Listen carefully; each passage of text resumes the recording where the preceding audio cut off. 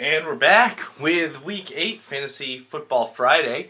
Um, we're going to talk quickly about the Dream Fighters first. But first, I want to thank my sponsors Under Armour, Diet Pepsi, and Sailor Jerry's. So let's just dive right into it. We're talking about the Dream Fighters 6-1. They bounced right back from their first loss of the season.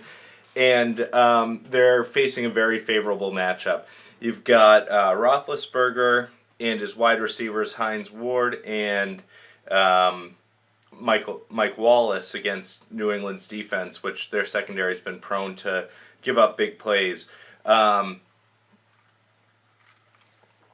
is interesting to note, though, is Hines Ward has been hurt, might not play this week, so Dream Fighters went under the radar with some nice little pickups that I don't think a lot of teams noticed. They went out and got wide receiver Michael Jenkins from Minnesota, who is going to fill right in. Bernard Berrien was cut this week, so that's a nice little pickup there.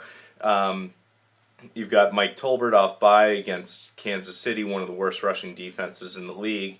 And then a couple other nice pickups that give him a little flexibility in the flex position, aptly named.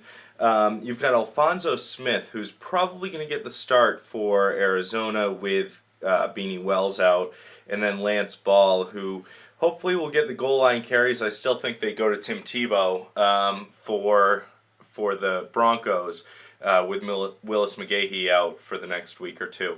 The big concern you have here is the tight end position. Gronkowski, if you look at his first 3 weeks, he averaged 25 points a game, which is remarkable for a tight end. Last 3 weeks, he's averaged 7 points a game.